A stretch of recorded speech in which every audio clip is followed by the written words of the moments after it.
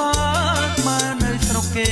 រំសំជាងគេគឺចង់វងខ្មែរទីណាខេមរាកម្ពុជា